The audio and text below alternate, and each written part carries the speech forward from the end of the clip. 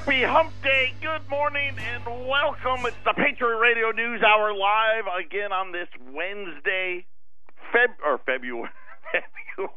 Feels like February out there today here in the Valley of the Sun. March the 2nd.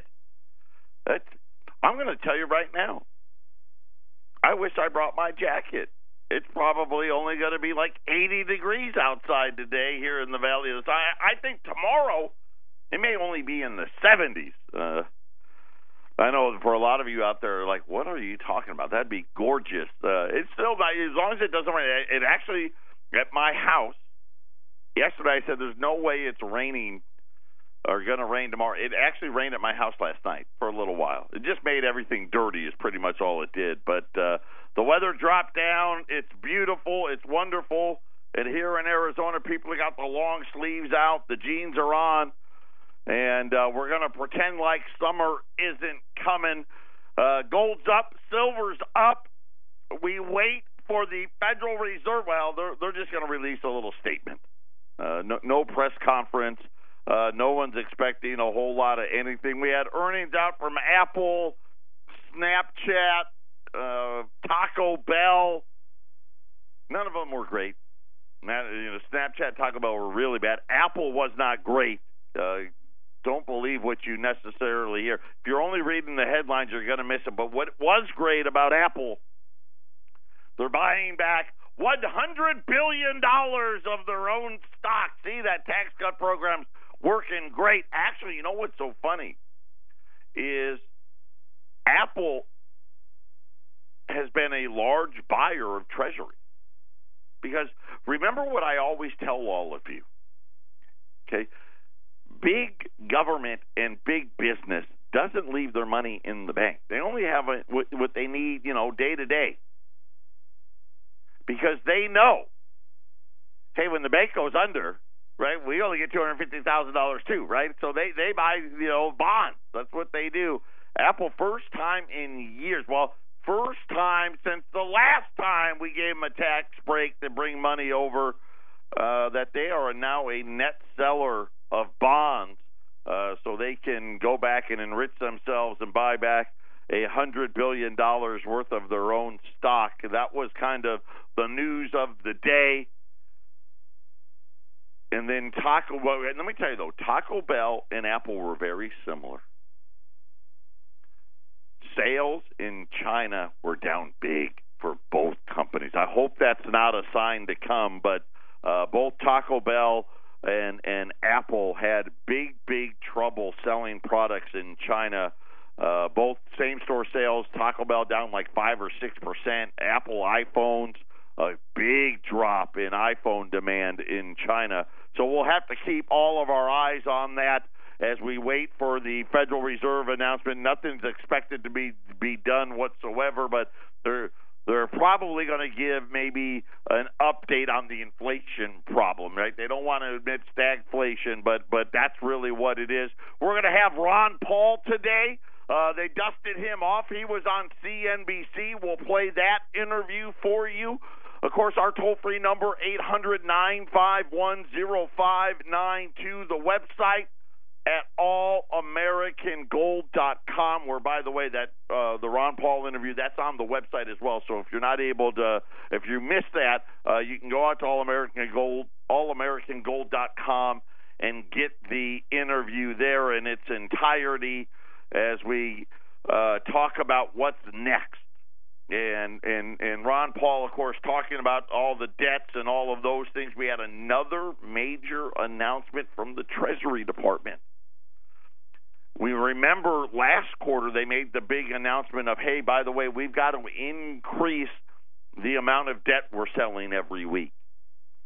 Yesterday we got another major announcement, another increase, right? This is how fast things are going. They don't want to talk about it, but this is what's happening. And they're going to introduce a brand new bill. Kind of like the 2-year note, the 5-year note, the 10-year. Another new bill, very telling. The thing that was the most important was the duration. Right? We've heard some people talk, maybe they'll bring out a 50-year or a 100-year note. No. They know they wouldn't be able to sell them a 2-month bill. Now, is coming to the Treasury markets. The Treasury Department announced yesterday that they're going to need to sell an additional $27 billion a quarter. So now we've added another $100+ billion a year in Treasury auction notes on top of I think the last one was more like $200 billion. So we've added about $300 billion worth of Treasury auctions so far. And listen, it's only May. How fast are the Treasury notes, and how fast is really the deficit rising? And we're going to get a clearer picture of that very, very soon as we continue to watch the markets, and everyone's focused in on the Federal Reserve, and everyone's worried about rate hikes. I'll tell you what I'm worried about is why. You know what you're not hearing? You hear people, and they give us, kind of almost like the lipstick ad infinitum. Oh, the economy's great, the economy's great, the economy's great, but they don't give any detail. And then they say, well, look at earnings. Earnings are fantastic. I mean, it's incredible. None of these companies are raising their forecast. None of them. Right? Apple didn't, Taco Bell didn't, all of these, Google didn't. I mean, they didn't. They don't see. They see this as for what it was. Hey, we had real good earnings because we got this sweetheart of a tax deal. That's it. We're going to talk about where the money's going when we return. Patriot Radio News Hour. Ron Paul's next.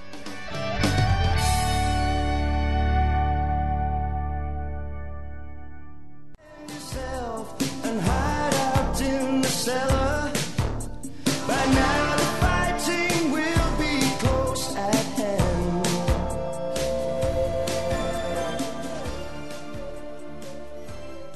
Hiding out in the cellar, putting your head in the sand. If you want to pretend that it's not happening, you can. Right? Let's just all pretend that we're not spending trillions and trillions of dollars more than what we really can afford. Let's pretend that the teachers that are walking out in Arizona, in Colorado, in Oklahoma, in Kentucky, and spreading, with the biggest problem, pensions. They're not funded. Right? The cost of pensions for cities and states have doubled and tripled in the last 10 years. Doubled and tripled. That's where all the money's going. So you want to know where all the money's going? That's where it's all going. But before we get to Ron Paul, and I just want you to know this. Yesterday we were running rolls of $50. I told you yesterday, get on it. At $130 a roll, and bags of $50, full bags of $50, 715 ounces of silver, 2,000 $50 at 13,000. Silver's up, 30-some cents this morning. Silver right now, $16.40. I'm leaving the price for today. You're going to be able to take advantage of this price throughout the day until we run out at $130 a roll, $13,000 for the bag. That puts the price at $1, I think like $1.78 over spot at 800-951-0592. Take the time, put them away. Listen, this is a debt problem. It's always been a debt problem, and you can't fix a debt problem by adding more debt. And you can't fix a debt problem by mispricing the debt to pretend that you don't have a debt problem. Eventually, you pay the price. Here's Ron Paul on CNBC yesterday. Ramon, let's play Dr. Paul. Let's go ahead and start with the move that we're seeing in the dollar today, the reaction that we're seeing in the stock market. Your thoughts? Well, I think it could be expected that the dollar could go up for a bit, but I think long term the dollar is always going to be weaker. But it depends on what you measure it against, because you can measure it against the other currencies, and that's important. You measure it against gold, but it's what you get for when you spend it. And prices are starting to go up now. You know, the manufacturing index went up. So prices are going up, and people have even thrown out the term stagflation. The economy is weakening, and prices are still going up. I think we're going to see a lot more of that. But eventually the dollar weakens, but it's hard to find the best thing. Long term, of course, I think what measures the value of a currency is gold, because you look at what happened to gold since the Fed came into existence. It went from $20 up to $1,300. That means they're printing too much money. So I think long term, the fundamentals show that the spenders are in Washington. They're alive and well. The deficit's skyrocketing like never before. I don't know how you can keep monetizing that debt without weakening of the dollar one way or the other, and prices are going up, and eventually it'll go up maybe faster even against the other currencies. But the dollar definitely will be weaker. A lot of information packed in that answer. Let's break it down one piece at a time, and let's talk about stocks. We're seeing a drop in the stock market today of about 300 points. It's been a very volatile trading year. Where do you think this market goes? Well, I think the market is destined to go down. I think there's reasons for it to go down and skip. The real reason the market has to go down is because it's too high, and those are the fundamental reason is that we've had too much printing of money, especially since 1971, especially with the QE. So everything is artificial. There's big bubbles, so stocks are basically higher. Did you hear what he said? What have I been talking to you guys and educating all of you about? Right? He brought up 1971. See, this is when we went full fiat. So when you talk about this grand fiat experiment that's been going on, really it's only been going on since 1971. And look at what they did. The debt was $400 billion, and most of that was from World War II. If you took World War II and then the Lyndon Johnson stuff, that's most of the entire debt. Is it by accident that we've run, I think one trade surplus since 1971? It was like 1973, by the way, it was like right after that. We haven't run a trade surplus since. Is it by any coincidence that they've been mispricing debt since 1971 and that the debt has gone to $21 trillion on our way to 22, 25, 30, 40, 50? Understand what Dr. Paul is saying. Listen, that dollar can go up here and there. Of course it does. Nothing goes up or down in a straight line. But the path is clear. It's down. And it's going to take a big leg down once the markets, they haven't quite figured it out because they love to believe their own BS. Right? The Federal Reserve loves to believe their own BS.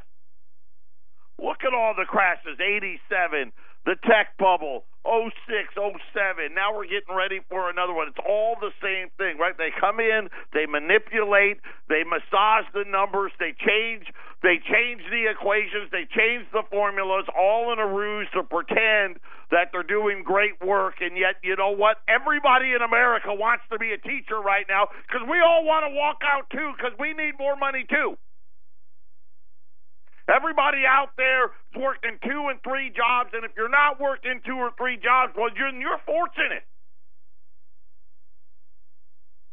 Housing, no one can afford a house. Right, we're back now. The 20 largest markets, over half of them now are overvalued homes again. We're all back again.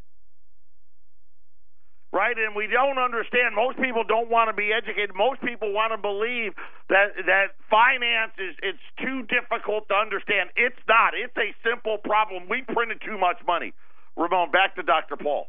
Real reason is overspending debt, monetizing debt, and most recently the QEs. That distorted things, so there has to be adjustments, and that requires unwinding a lot of this, and it does it in spite of what government does, in spite of what the Fed does. They can move markets for a day or two, but they can't move them, they can't overcome it. Markets are very, very powerful, even though there's a lot of interference, and there's deliberate interference. I think the plunge protection team is alive and well. I think they're involved, and they do provide some protections, but the world is engaged in that type of maneuvering. But eventually, though, the market rules. How low do you think the market can go? Well, that's hard to say, but tomorrow and the next day or week, I have no idea whatsoever because I wouldn't be very good at trading. But ultimately, when these corrections have to occur, they always go down a lot more than people expect, just like they go up higher than people expect. So, for me, and if you look at history, sometimes markets go down 50%, in a correction. It depends on how contagious it is. No, I think 50% correction with all the distortion that has existed for all these years is not very, I think it's very possible. A 50% correction. Okay. Jim Murio has a question for you. Okay. Dr. Paul, thanks for being here. You mentioned something about a weakening economy. When I look out, I see numbers that are pretty decent and earnings that are bordering on blockbuster. Can you give me some examples of where you think the economy is weakening specifically? What you have to do is look at the economy, and there is no one economy. There's two economies out there. And that's why the one statistic that dramatizes this so much is that 3 individuals in the world own the same amount of wealth that 50% of the people own. And the biggest fight in this country politically is the maldistribution of wealth and why socialism is being talked again. So if you look at the people who are doing well instead of the numbers that shows the labor enforcement, labor participation rate, that's still low. And so I think there's two economies out there, and we see the ones that we want. But overall, there's a lot of unhappy people. If you look at the unfunded liabilities and look at the student debt, looking at what's happened to the millennials, it is a big problem. So not everybody is enjoying this in spite of, on the surface, you see these things, and I slightly see these profits. Well, people are making a lot of profits, but there's still a lot of people out there very, very concerned, and more people living at home than ever before. You see people now we see on the streets in L.A. and San Francisco and New York. People actually sleep on the streets. That's not part of a thriving, vibrant economy. Dr. Paul, looking at gold prices trading at 1307, actually hitting the lowest levels that we've seen this year for that commodity. Would you be a buyer at this point? Well, I buy not so much thinking what's going to happen the next day. The truth is I rarely buy because I bought gold a long time ago. I bought my insurance policy, and most of mine was bought when gold was a lot less. But to tell you the truth, I was thinking about recently shifting, things around and buying a little bit more gold because I think in spite of what looks pretty secure in the economy and these statistics, I think it's a sham. It's in shambles. It's a real mess. And I think that I personally would be better off if I did buy a little bit more gold. And I think everybody should have some. Would you consider buying any Bitcoin? I would consider it, but I probably wouldn't do it. No, I don't think Bitcoin can be money per se. I think the technology and blockchain is great. I think that technology is going to exist and it's going to be used in different ways. But I was raised at a time and studied monetary history by realizing that when you have fiat money, you can only return to sound money by restoring something tangible. So in 6,000 years, money was always qualified by I'm able to touch something. And that is indirectly, we were touching something up until 1971. But 1971 was the rejection of that notion. And we've been living in very, very different times to have a world reserve currency that is a paper currency and a global economy like we've never seen before. That's why I think we're facing something different and stranger and bigger and more risky than ever before. So politically, what I do is I encourage people to diversify, and some people have done quite well. I've always advocated, competition in the currencies. I wished you could have gold and silver as currency, but you have to pay taxes on it. In the same way with the cryptocurrencies, the tax authorities are coming, but I think people should be prepared, and if the cryptocurrencies survive, which it looks like they're doing pretty well. But I quite frankly think that when you talk about pure money, you have to be able to touch it. It has to have originated in the marketplace. But I'm also open to technology, and technology may be devising something now that has to be introduced, and everybody has to come to understanding why a cryptocurrency is the same as a commodities currency. Dr. Paul, you said if the cryptocurrencies last, any chance that you are of the school of thought that believes Bitcoin's in a bubble? Well, I think it was. I think at $20,000 it was a bubble, but that doesn't say very much. Gold's been in a bubble too, when in this because that's the way markets work. Stocks probably in the last year ago were in a bubble, and the bubble is still there to unwind.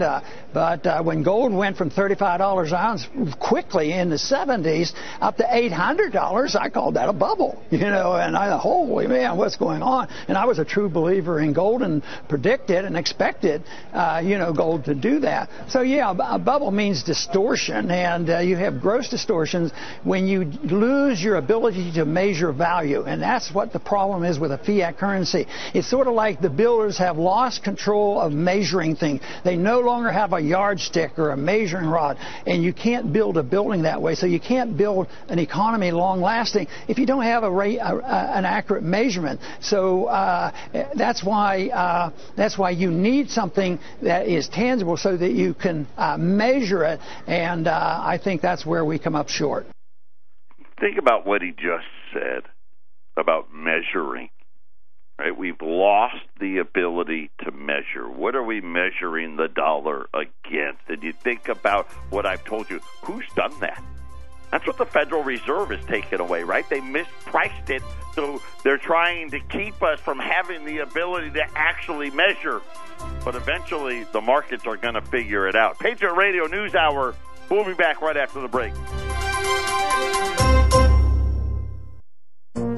This is the Phyllis Schlafly Report, presenting a daily conservative pro-family perspective since 1983 and continuing the legacy of Phyllis Schlafly.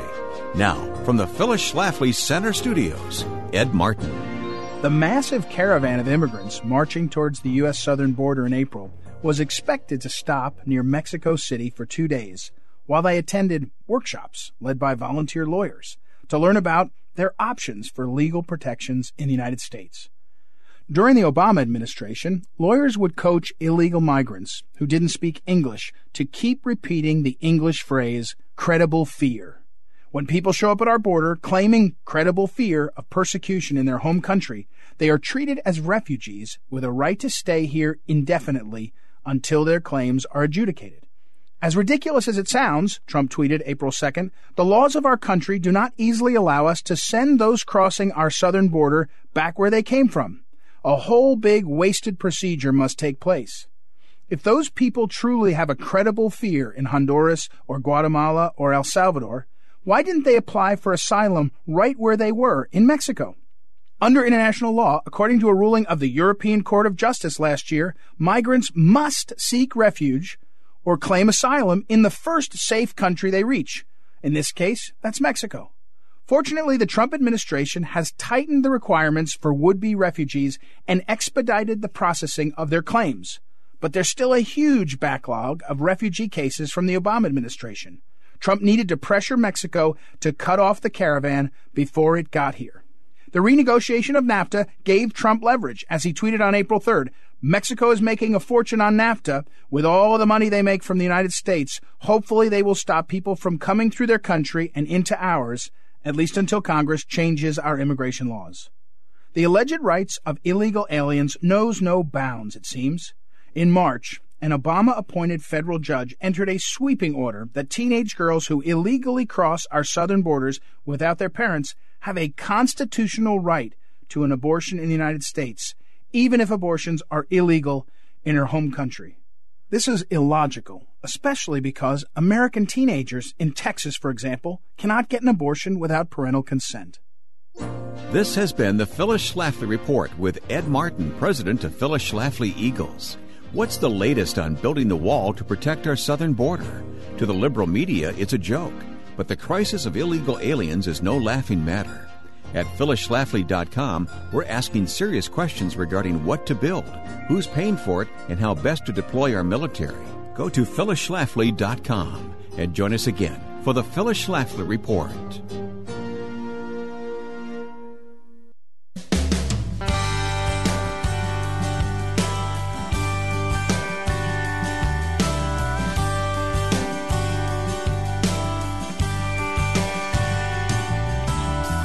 Granddaddy was a hillbilly scholar, blue collar of a man. He came from the school where you didn't need nothing if you couldn't make it with your own two hands. He was backwards. If you're just joining us, yesterday we started running rolls of U.S. half dollars. These are going to be Walkers, Franklins, Kennedys, all pre-1965. They come in rolls of 20, so you get 20 in every roll. Great materials, but we don't know what's going to happen. We all want to assume this is going to be orderly, that everything is going to go quote unquote according to plan. But let's be real about this. As Ron Paul said, well, Jim Miller, can you point to the signs of this bad economy? We don't see it. Profits are awesome. And then you hear Ron Paul talk about labor force participation rates, the fact that millennials can't leave the parents' basement. You talk about the size of the debt that the American consumer is walking around with. We talk a lot here about national debt and pension debt and city and state debts. Consumer debt, all-time record high. We've never been in more debt. And now this is the problem. The Treasury up near 3% is causing everybody heartburn. It's not stopping at 3. It's not probably not stopping at 4 or 5 or 6. But could you imagine? I mean, you're starting to look around and nobody can afford it. Part of why are the Arizona teachers not back in the classroom? Right? The governor said, hey, I'm going to give you 20%. The answer is real simple. They can't tell them how they're going to actually fund it. Right? Because the state, we don't have the money. Right? We'll give you 20. I don't know where, how, we'll make something up. I'm going to tell you how it's going to happen. Right? Whether it's this year, next year, the year after, get ready. Taxes are coming. Right? Tax increases are coming. I can guarantee it. And this is the biggest problem of all. And now you think about the announcement yesterday from the Treasury Department talking about the U.S. Treasury needing more debt to fund the deficits. We just did it. Right? 3 months ago, we just increased the size of the auctions. Now they got to be increased again. Shortly after announcing it sold a record $488 billion worth of debt in the first 3 months of this year. Think about this for a minute. $488 billion worth of debt. We got 2% GDP. I mean, it was 2.3. For $488 billion. If you do math, that's $1.9 trillion. If you had to do that every quarter, and guess what? I'm promising you, we're going to be doing that every quarter by 2020. Every quarter. Now, this second quarter will have the April's in the second quarter. Second quarter number will hopefully be less. I hope. Right? And then, of course, ramp back up again in the third quarter and the fourth quarter. And now they're looking at how much more additional money is the Treasury going to be asking for. And they've now introduced a new 2-month bill. So the Treasury says that it will sell, here's an example, $31 billion of 3-year notes. $5 billion increase from the $26 billion last quarter, right? And they do this every day, right? Boom, every day after day after day after day. 10-year refinancing auctions will go up by another $1 billion, right? So now they're instead of talking about $24 billion a week, it's $25 billion, right? And they just do this every similar increase for the 30-year.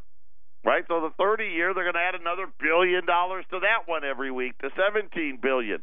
Now they're going to do an additional $27 billion of new issuance on top of it. We just did a record $488 billion. And they're going to create a new 2-year bill to come up with more ways, I guess, to try to entice people to buy. Because let's face it, they're kind of at the end here of how many 30-year bonds do people really want to buy? How many 10-year notes do they want to buy? The longer the duration, the less it's worth. Really, when you think about it, remember Jeffrey Gundlach, the one other guy, and I hate to keep using him, but I can't help it. He's that good. Remember what he said. Once you get done hedging it, it's the worst investment going out there, talking about bonds, right? You can buy different bonds, but U.S. Treasuries right now, after hedging, is the worst place to put your money. It intends to introduce the 2-month bill later this year. It's been in, extensive discussions. We're just finding out about it now. The new product will meet the needs of many investors, they said. Apparently, we've got a 3-month bill. We got a 4-week bill. Apparently what we didn't have was the 2-month bill. So we had a 1-month, a 3-month. Yeah, the 2-month. How much better is that going to be? Well, enhancing the Treasury's cash management. So think anytime you hear enhancing cash management, which sounds like a great thing, right? Hey, I'm enhancing my cash. When it relates to the Treasury Department, that just means we got to sell more debt. Just so you know, right? It's all about if the average person was to read that statement, you would actually think, oh, what a great thing that is. Hey, the Treasury's enhancing their cash management. That just means, hey, we're selling more and more debt. And our mission to fund the government at the least cost over time. I hope they're right, because the short end of the yield curve has been rising a lot longer than the long end of the yield curve. I think what really is true is they have no faith that they can sell a lot more longer-term yield bonds. Or long-term bonds, regardless of what the yield is. And you think about what Ron Paul said. Dollars up, dollars down, but the trend is very, very, very clear.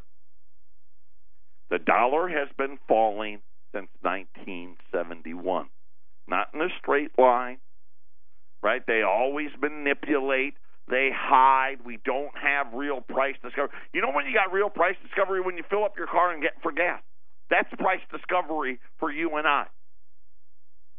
When you apply to get a mortgage and you see what the monthly payment has risen in the last 6 months, that's price discovery for you and I.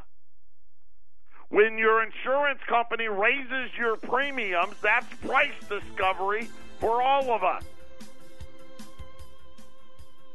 What you need to discover is taking advantage of these silver half-dollar rolls, $130 a roll at 800-951-0592. Patriot Radio News Hour. We'll be back after the break.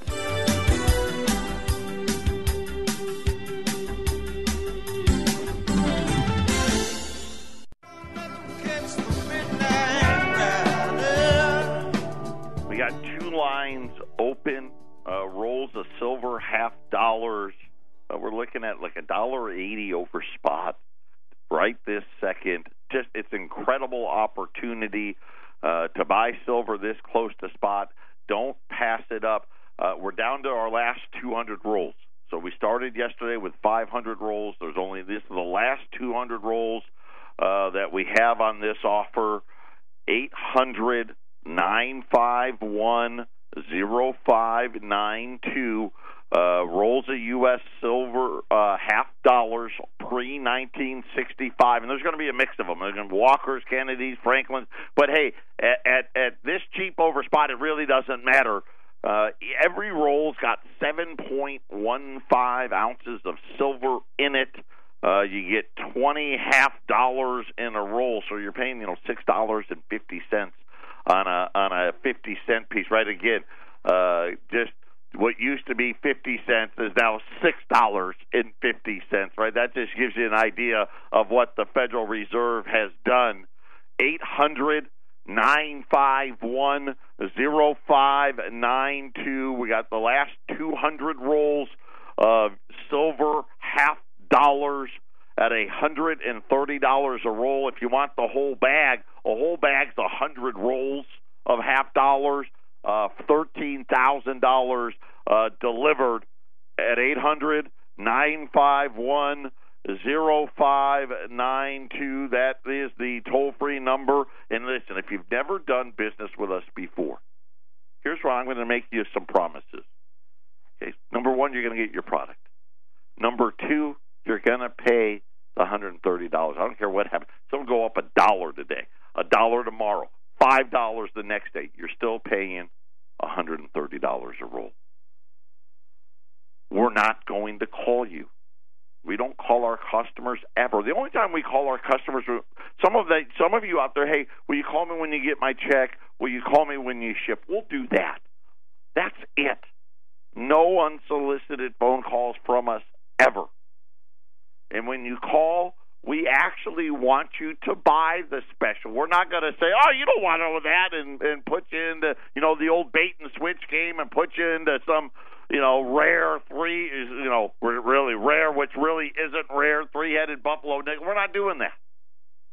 I don't think there's three-headed buffalo nickel out there, but anyway, you understand my point. We're going to simply ask you one question when you call up. You just say to Arlene, I'd like the special. It's all you got to say. And she's going to just say, how many would you like? Right? Go figure. Right? That's a novel way of doing business, right? And you just tell her, I want 1 roll. I want 10 rolls. I want a bag. And she's gonna give you a total, right? And when you get that total, she's going to give you a trade number. That trade number, it locks us both in. Once you have that trade number, it doesn't matter what gold or silver does after that point. We're both locked in. And then once we have good funds, we ship the product. If you're in Colorado or Phoenix and you want to come to one of our offices and pick it up at the office, you save on the shipping charge.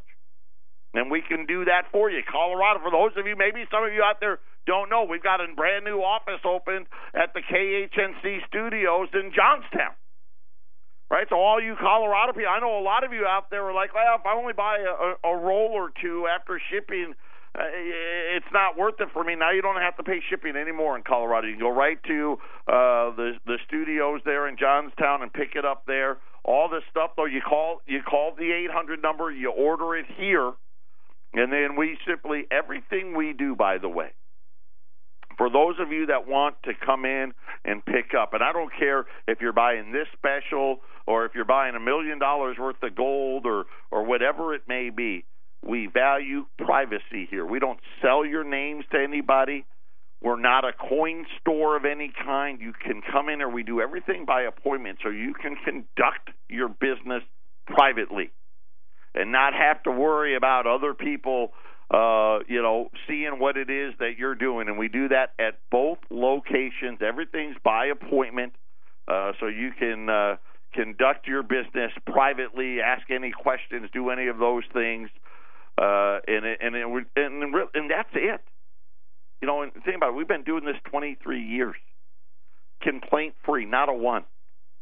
Right? Look us up at the Better Business Bureau. There's no complaints. Go to our website. Go to allamericangold.com. Find the Better Business Bureau link and just click on it. It'll take you right to our page.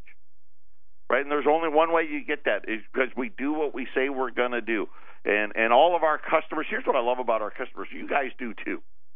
Right? You get it. Hey, you may buy today and the price may go down. But then again, it's got to go back up, and so we appreciate that, and we've been doing it this way for, like I said, this is year 23. And we sit there and we don't play games, we don't bait and switch, we treat you with honesty and respect and all of those things, and you never. You know what? You never get a phone call from us saying, hey, you know what? Well, the price moves, so you got to pay more. No, that doesn't happen.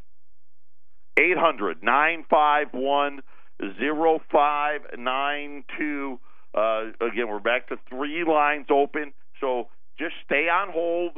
When you call, we'll put you on hold. Don't worry. It may be a little bit, right, if we got customers in front of you, but be patient. We'll get to you in the order that you call. Right now, silver's up 23 cents, $16.38.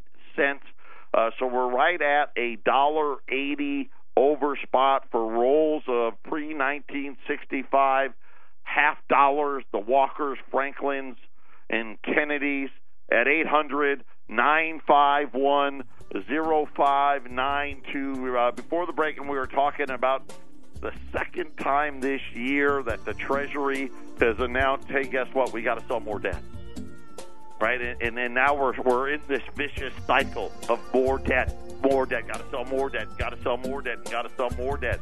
And all of a sudden now interest rates are starting to rise, which actually adds to the amount of debt we got to sell. It's like the toilet bowl, the swirl of the flush. 800-951-0592. Final segment coming up.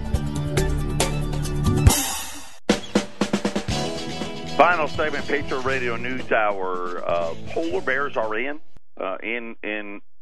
here in Phoenix and in Johnstown. Those of you that needed product shipped, that's already gone out for pickup. You should have already been contacted. If for whatever reason you haven't been contacted, call us. All of it's here in both locations. Yesterday, anybody that had $5 libs in Phoenix or Silver Eagles in Phoenix, those are done. Colorado's, those should be landing today or tomorrow. And then I just got confirmation yesterday, the proofs, for those of you that took advantage of that proof special that we ran Thursday, or I think it was Thursday, Friday last week, those have shipped, so they're on their way here. I should have those here. It'll either be Friday or Monday. Those were coming from the East Coast. So I'll have those here Friday or Monday. So be looking for those. If you're picking up, we'll be calling to schedule pickups. And those of you that ordered those will be shipping as soon as they hit. And then today, just a fantastic opportunity on these $half rolls. Now we've got about 170, I think it's 172 if our math is right, 172 rolls remaining. Remember, we started yesterday with 500 rolls of silver $half, $130 a roll. The most important part, you get 20 of them, right? So think about, we hope it's orderly, but what if it isn't orderly? What if you actually need it to barter with, you need a loaf of bread, you need some eggs, you need a chicken, whatever it may be. You've got barterable material now with the silver $half. Every roll contains 7.15 ounces of silver, and every dollar face value is 0.715. For those of you that want an even smaller amount, right? So every dollar face, it's a $10 face value roll of pre-1965 $half. Here's the important part. You're paying $18.18 an ounce for government hallmarked silver, which is $1.80 over spot at this moment, which is just, normal in a normal market, right? Most of the time you're looking at $half rolls, especially $half. You're normally paying $3 to $3.25 over spot. When you break it down per ounce in a normal market today, we're running them on special. You're all the way down to $1.80 over spot. And those are things, and you know, when I pitch it this hard, that means there's real value there, and I want you to take advantage of it. And we don't care. Listen, one roll, we're happy to do that order. If you want to buy, 100 rolls, great. We're happy to do that. This is for everybody. If you have the means, take advantage of it. U.S. silver $half, pre-1965 Walker Kennedys and Franklins at $130 a roll at 800-951-0592. And if you want to put it on your credit card, you absolutely can. It's an extra $3 a roll to use the credit card. We take all four big ones. We take them all. 800-951-0592. Tomorrow, I'm sure we'll be talking about what the Federal Reserve said and didn't say in their releasing of their little press release.